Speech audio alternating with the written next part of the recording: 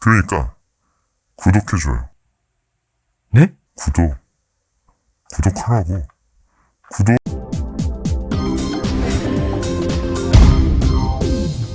영화감독 길레르모 델 토로. 흥행 성적만으로 볼 때 평작과 명작 사이를 왔다 갔다 하는 작품들을 만드는 감독이지만 그만의 특이한 스타일과 취향이 맞는 사람들에겐 정말 최고의 선물 같은 감독이죠. A급 제작비가 들어간 영화의 결과물이 뒤틀린 판타지, 크리처, 괴수, 거대 로봇, 안티 히어로 같은 서브컬처물이거든. 저 같은 사람들에겐 그야말로 하늘에서 내린 축복 같은 사람이라고 할까요? 제작사 입장에선 불지옥에서 내려와서 자기 덕질하겠다고 투자한 돈 다 싹 태워버리는 악마 같은 존재일지도 모르겠지만요. 어쨌든 그런 감독님 덕분에 화물선을 들고 괴수를 후드리 까는 거대 로봇까지 보게 됐으니까 저는 그저 행복할 따름입니다. 아까도 언급했듯 델토로 감독님의 영화는 호불호가 심히 갈리는 영화죠. 하지만 우리나라 한정 엉터리 마케팅으로 작품성을 가려버린 것도 모자라 호불호까지 나뉘게 한 영화가 있었죠. 한의 미로, 오피리아와 세계의 열쇠.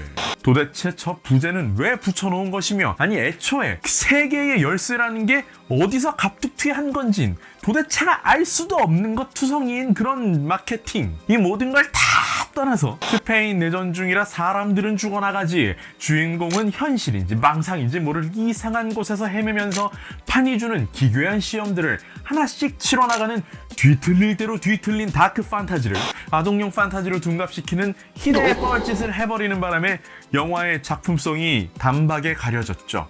뭔 얘기할 거냐고요? 피규어 얘기할 거예요. 오늘 해볼 이야기, 네카에서 발매한 길레르모 델 토로 시그니처 컬렉션 넘버 4 펀의 피규어입니다. 발매일은 2019년 4월 정도로 보입니다. 정확한 발매 날짜를 찾아보려고 해봤는데 공식 사이트나 아마존에도 해당 정보는 없어서 관련 뉴스를 다루고 있는 해외 사이트에서 발췌한 내용이라 이게 정확한 정보는 아닐 수도 있어요. 따끈따끈한 신작이 아니니까 뭐 괜히 찾았나 싶기도 하고 좀 그런 기분이 들긴 하네요. 여타 홈페이지에서 소개된 기본적인 사양을 먼저 짚어보죠. 제작사는 네카입니다. 크기는 9인치가 넘어간다고 소개가 되어 있고요. 오버 9인치라고 되어 있어요. 홈페이지에는 22.86이라고 되어 있는데 줄자로 재본이 22.86cm 정도 나오는 것 같네요. 소재는 뭐 플라스틱이라고 하는데 이건 당연한 거잖아 이 사람들아. 이게 무슨 초합금 관절 가동식 피규어 뭐 그딴 것도 아니고 PVC인지 ABS인지 정확한 소재를 알려달란 말이야. 대부분 두 가지의 재료를 혼용하는 것 같으니까 그냥 둘 다 사용해 쓰려니 하고 넘어가죠 뭐. 프리미엄 액션 피규어 포맷이라 슈퍼 포지셔닝이 가능하다. 고급스러운 추가 부속이 들어가 있으며 역시나 또 고급스러운 창문형 패키징을 사용했다고 합니다. 근데 이거 좀 짜증나는 게 하나가 있는 게 미마존에서 구매했거든요. 도착해서 보니까 케이스가 사방이 찌그러져 있고요. 여기는 찢어져 있습니다. 이러고 왔어요. 이러고 애초에 이렇게 포장이 돼서 와버렸거든. 고급 창문형 박스 패키징이면 뭐예요? 이게 이꼬라지가 났는데. 본격적으로 구성품을 조금만 더 딥하게 살펴보도록 하죠. 이 제품에는 두 개의 사첼백이 들어가 있습니다. 사첼백이라는 말을 전 잘 모르는데 홈페이지를 뒤져보니까 사첼백이라고 나오더라고요. 하나는 판 요정들을 담아두고 있었던 동그란 요정 가방이고요. 다른 하나는 판이 항상 크로스로 메고 다녔던 그 가죽 가방입니다. 요정 가방을 보시면 이게 잘 보이실지 모르겠는데 무늬가 굉장히 디테일하게 들어가 있는 게 보이실 거예요. 가죽 가방도 주름의 표현이나 가죽이 접힌 느낌, 늘어져 있는 끈의 느낌 같은 걸 아주 자세하게 표현하고 있죠. 기하학적인 문양이 들어가 있는 뼈피리 소재하고 있어요. 근데 이거 영화 속에서 등장했나요? 제가 이거 영상 촬영 전날까지도 원고를 좀 쓰겠다고 영화를 봤는데 이게 나왔는지 전혀 기억이 나질 않아요.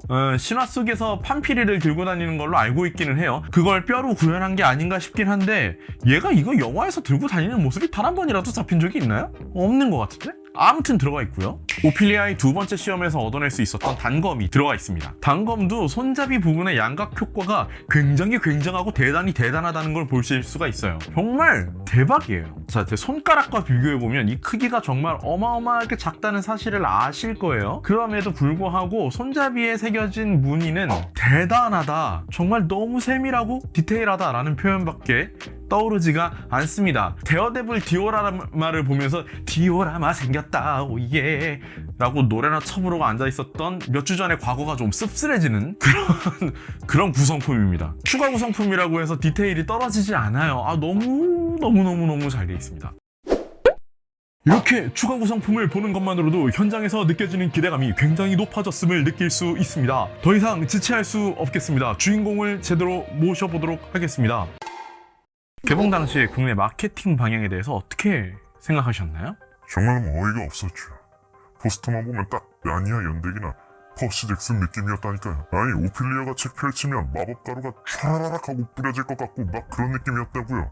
근데 아니었잖아요. 심지어 관람 등급도 15세 이상이었잖아요. 우리끼리는 우려도 많았죠. 아무래도 이건 아닌 것 같다고. 그래도 홍보하는 쪽에서 뭔가 큰 뜻이 있는 거려냐고 이해하고 넘어갔어요. 근데 봐요. 아니었잖아. 부모님이 아이들 데리고 좋은 기분으로 극장에 왔을 거란 말이에요. 근데 영화 속에서 와인병으로 사람 코를 때려서 본죽으로 만드는 장면이 나오지. 총 맞고 구멍 뚫리는 건 시도 때도 없지. 결국 영화 도중에 애들이 울면서 뛰쳐나가는 모습을 본다고 생각해봐요. 앞에서 모른 척 연기하고 있는 저도 기분이 좋을 리가 없거든요. 저도 울면서 뛰쳐나가고 싶은 걸 억지로 참아가면서 연기했단 말입니다. 심적으로 많이 힘드셨겠네요. 정말 엄청나게 힘들었어요. 그래도 영화의 진가를 알아주시고 극장을 찾아주는 다른 관객분들이 계셔서 버틸 수 있었달까요? 그러니까 구독해줘요. 네? 구독하라고. 구독. 판의 전체적인 느낌은 그야말로 그냥 대박입니다. 네카가 크리처 피규어에 특히나 강점이 있다는 이야기를 어디선가 주워 들은 적이 있었거든요. 판의 모습을 보면 매우 수긍이 갈 수밖에 없습니다. 인간형의 베이스에 염소의 얼굴과 다리를 하고 있는 걸 볼 수가 있고요. 몸의 전체적인 느낌은 나무의 질감으로 가득 채우고 있습니다. 이거 진짜 대박인데? 가격대가 데어데블이랑 비슷한 수준이었는데 표현은 기십만원 정도 되는 피규어 수준의 레벨이라고 해도 과언이 아닙니다. 데어데블이고 배트맨이고 감히 이렇게 비빌 수가 없는 그 정도의 레벨이에요. 네카 피규어는 개인적으로는 이 제품이 처음이거든요. 팔은 끝장나네요. 조금만 잘못 표현해도 악마 같은 모습이 됐을 텐데 선과 악의 중간에 서 있는 어중간한 느낌의 캐릭터를 굉장히 잘 표현해냈습니다. 귀도 위아래로 움직이게 돼 있어요. 그래서 움직여보면 양이 귀를 털 때의 모습이 보이는 것 같아요. 언뜻 보면 좀 귀여울 수도 있지 않을까라는 생각이 듭니다. 팔은 싱글 조인트를 사용한 듯 보입니다. 손목도 마찬가지고요. 관절의 가동 범위가 더블 조인트에 비해 상대적으로 적겠죠. 아쉬울 수 있는 부분이지만 어깨의 패드 부분이 움직이도록 설계했습니다. 팔의 위아래 움직임을 좀 더 넓게 확보하기 위한 시도를 했다는 점은 꽤 좋은 시도라고 생각이 되고요. 가슴과 배는 여타 액션 피규어들이 그렇듯이 분리되어 가동되고 있는데 그 가동폭이 그렇게 큰 편은 아닙니다. 좌우로 움직이는 게 좀 더 자유롭고 앞으로 숙이는 건 그렇게 큰 기대를 할 수가 없습니다. 하지만 조형 디테일에서 가동의 아쉬움은 눈 녹듯이 사라집니다. 골반 쪽은 좀 부드러운 소재를 사용을 했습니다. 그래서 다리가 좀 더 자유롭게 움직일 수 있도록 하면서 이 안에 있는 힙 조인트를 자연스럽게 가리는 역할도 하고 있습니다. 다리를 과하게 벌리면 힙 조인트가 드러나긴 하겠지만 누가 이러고 세워줄 겁니까? 쩍벌 아무도? 나부터도 이렇게 안 세워줄 건데? 꼴사납잖아요. 다리 역시 싱글 조인트를 사용을 했는데 무릎이 인간과는 다르게 이제 역으로 꺾여 있는 구조기 때문에 큰 문제가 느껴지지는 않습니다. 가동 각도도 꽤나 넓은 편이거든요. 발도 앞꿈치가 분리 구동되거나 하는 건 아니지만 그래도 잘 움직이도록 설계가 되어 있습니다. 간단하게 델토로 시그니처 컬렉션 중 하나인 판의 피규어 이야기를 마쳤습니다. 네카가 정말 엄청난 작업을 해준 게 아닌가 생각될 정도로 잘 나온 피규어입니다. 피규어 외적으로 있었던 케이스 파손 문제가 조금 걸리긴 합니다만 피규어 생긴 거 뜯어먹고 사는 거지 케이스 생긴 거 뜯어먹고 사는 거 아니잖아요. 오랜만에 쿨한 남자 한번 돼보죠. 크리처물을 좋아하시는 분들 그리고 델토로 감독님을 좋아하시는 분들이라면 한 번쯤 소장할 만한 가치가 있는 그런 피규어라고 생각이 됩니다. 그 디테일한 표현에서 절대 후회하지 않으실 겁니다. $32 정도에 구매했던 걸로 기억하니까요. 후회 없는 피규어가 될 것이라고 믿어 의심치 않습니다.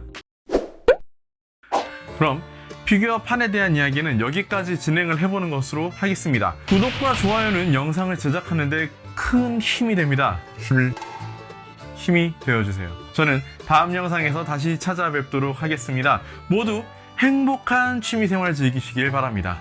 안녕. 안녕.